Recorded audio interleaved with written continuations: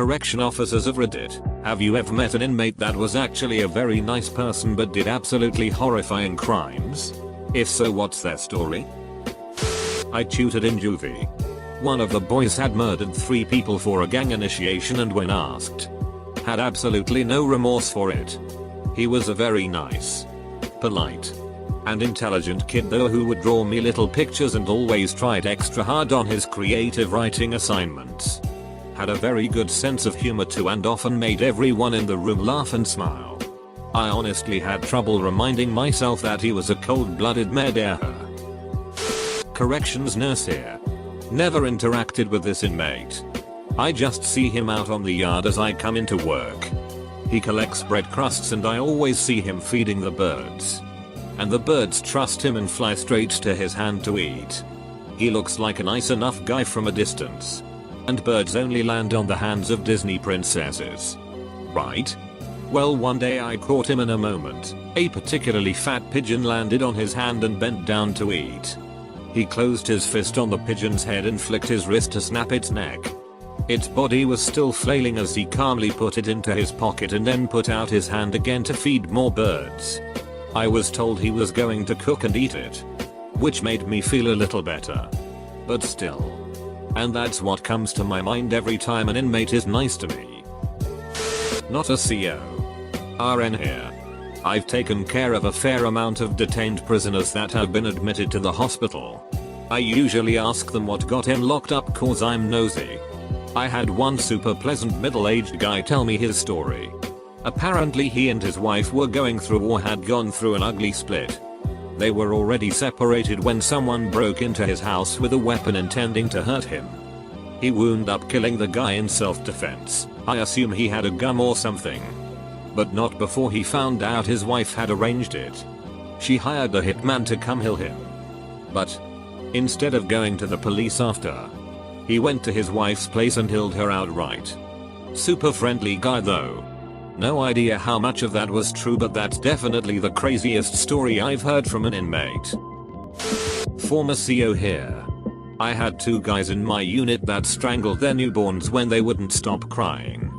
One of them was drinking and trying to watch a hockey game. His daughter wouldn't stop crying. He got annoyed, walked over and just choked her until she stopped. The other guy's story was somewhat similar, but I can't remember the details. They were both porters in that housing unit. They were doing a lot of time. Can't remember exactly how much they were given. One guy was already at year 16.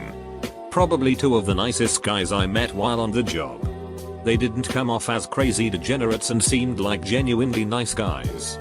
I used to stand in the day room and have some interesting convos with them and their little crew they called the trailer trash circle or something to that effect. My dad worked as a doctor in a prison for a short time. Came back with lots of stories of the inmates. He said he talked to one guy who was always friendly and chill.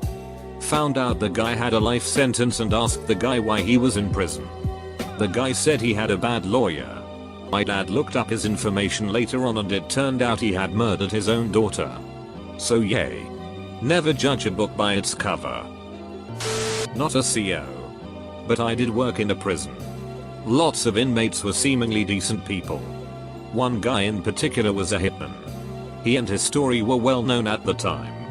When I met him, I had no idea who he was and wondered what he could have done to land in prison. When I found out who he was, I read one of the books about him. That guy was pretty brutal. My husband is a CO. The guys he talks about actually sound like good people. Then I ask what they did and it will always be a murderer or guy who spent years raping his own kids. Sounds like your husband is a personable man.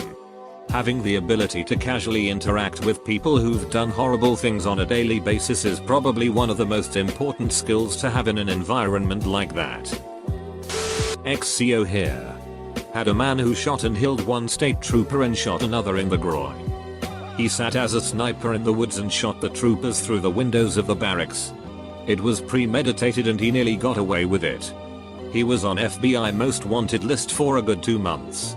The marshals caught him as he was getting ready to take off on a hang glider. Anyway, he was the most mild-mannered inmate I had met. Always reading. Never turned down his hour for rec. Always finished his plate. etc. Anyway, I was doing an escort with another officer to take him to visitation. He was to wear double locked shackles and cuffs when not in his cell. Even in the showers.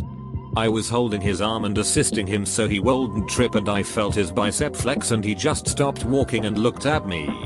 I realized at that moment that he could overpower me without much effort. Shackles or not. Turns out he just had to sneeze. My point is that whether someone is mild-mannered or more primitive has no effect on human capabilities. Cold-blooded Krella. For a more accurate picture, I am a 5'8", 125-pound female. Edited to add a closing sentence. Edited again to add that I'm a female. Not a CO but worked in a psych ward. In this case the guy went to prison and was eventually stepped down to our psych ward. He had stabbed his dad multiple times and killed him. He was with us for around a year, so I saw him 5-6 times a week. Anywhere from 8-14 hours each shift. He was so kind and polite. You would never think he had done anything remotely shocking. When his relationship with his dad would come up, he would talk so calmly and normally. No real hatred or anger. Yet he murdered him. If there were ever fights on the ward, he would look out for staff and other patients. I won't lie. He was a delight.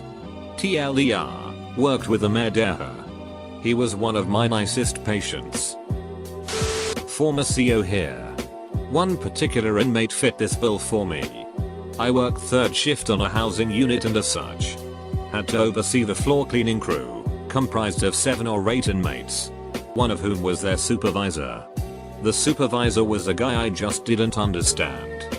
He was about 50. Extremely polite. Worked his ass off.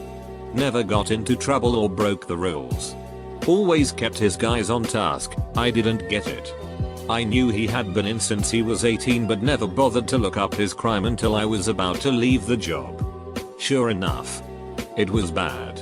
At 18 he had abducted, raped, and kept a 13-year-old girl in his parents' basement for about a week. I think it was his parents who turned him in. Former CO. Absolutely all the time. I usually found myself having pleasant conversations with inmates almost like they are old buddies, only to find out they are in for horrendous crimes. Had one guy who was super kind. Trying to give me advice. I was a 19-year-old fresh-faced CO, about how to manage inmates with my inferior age and size. Super kind and respectful. I looked him up on our system to see what he was in for. Expecting something small. To find he was in for murder and arson in the first degree. Honestly, the both comforting and terrifying thing is majority of inmates are just like everyone else who just have made bad. Some really bad choices. TV greatly over-exaggerates criminals to be sociopaths. Set in their ways. And inhumane. It puts into perspective how easily you could be on the other side of the bars. Not a CO. But every person that came in contact with Edmund Kemper said he was well spoken and seemed like a gentle giant. Until he started talking about his crimes. I think that's what makes him the most fearsome serial, in my opinion. Because with the way he talks and seems kind at first, I probably would have been a young dumb kid that would have gotten in his car too. From my personal experience, the nicest inmates are usually the ones who have committed the worst crimes. Murder, act. The ones that always give you problems are the guys that get arrested for minor shit like petty theft, cannabis, loitering. They always come in with major attitudes that never ends well. Obligatory, not a corrections officer. But I am an intake mental health therapist. And we see a large number of people who are put on probation. Respecting confidentiality and all. There was one guy I remember who was in his early 50s. Had done some objectively horrible things.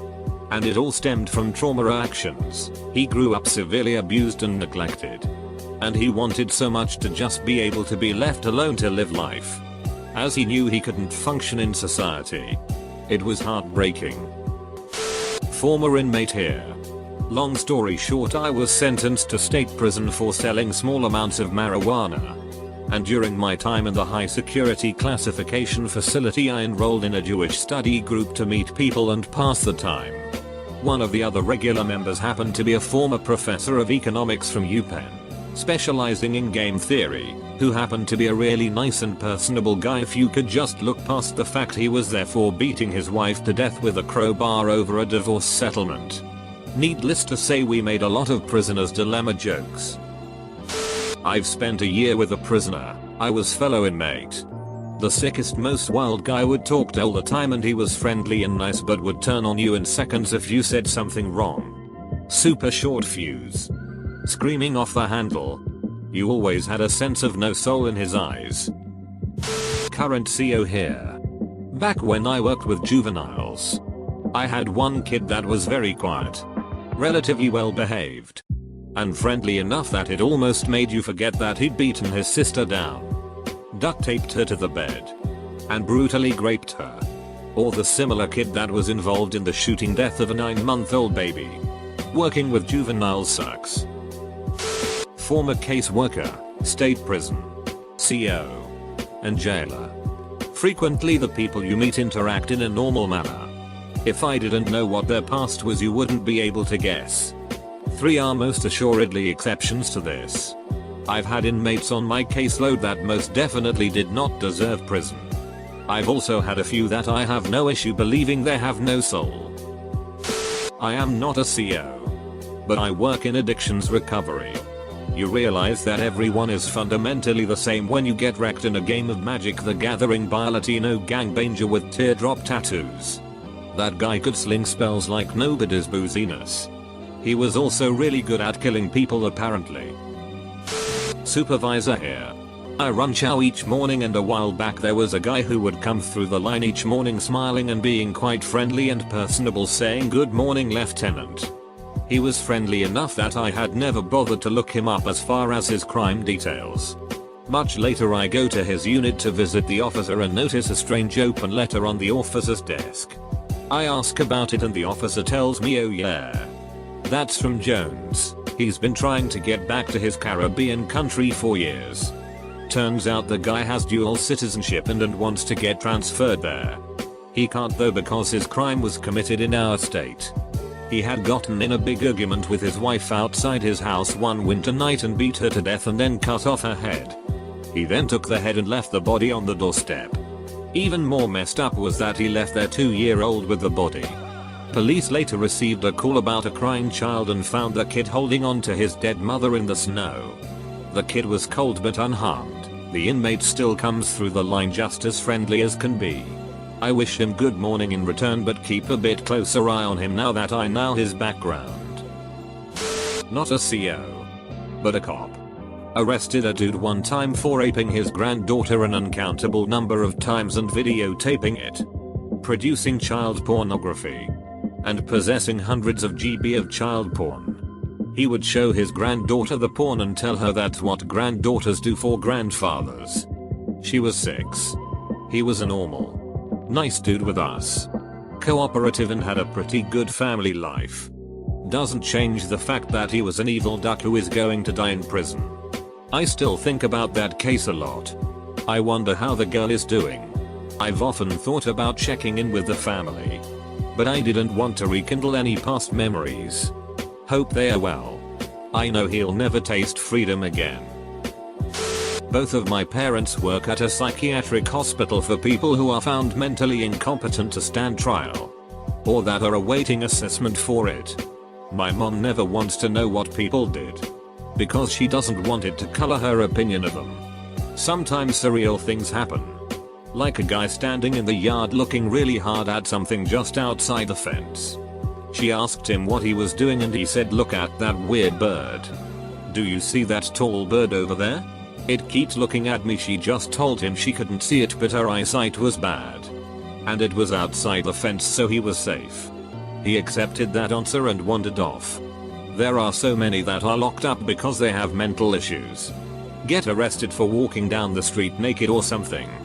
Get institutionalized. Get medicine. Get better. Get released. Quit taking medicine. Repeat. But there are some that did really horrific things. and that will never see freedom again. Some guy murdered his mother and cut out her heart and pissed in the cavity. That's the one that really sticks out. Very nice docile dude. Gotta wonder if he just lost his mind. Or if she did something awful to him.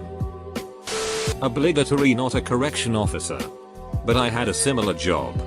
One of the nicest, most polite, likable inmates that I worked with was serving time for assaulting an off-duty police officer. The officer was in the hospital for months and had serious brain damage to where he will never recover and live his normal life again. If I didn't know the backstory and just met this inmate on the street, I would have thought he'd be someone I'd be friends with. He was kind, calm, and funny and liked by all the staff and never would have been pegged as someone who would commit such a crime. However, shockingly enough, he was never sorry about his actions or said he regretted what happened or anything. Maybe his likable personality was just a ruse. But it worked. I interned at a mental health ward for kids. On my first day, I just played cards and basketball with all the kids to get to know them. One girl stuck out to me. She was a little kooky, but had a great sense of humor and was amazing at I described her as a budding card shark to my internship group. On my second day, I read the kids' files. Miss Card Shark was in there for killing her family's dog. I was so shaken. I considered asking to switch to a different internship, but ended up staying. MCS had actually been there for 2 years and was in the final stages of successful treatment. So for the rest of my time with her, she was just like any other kid.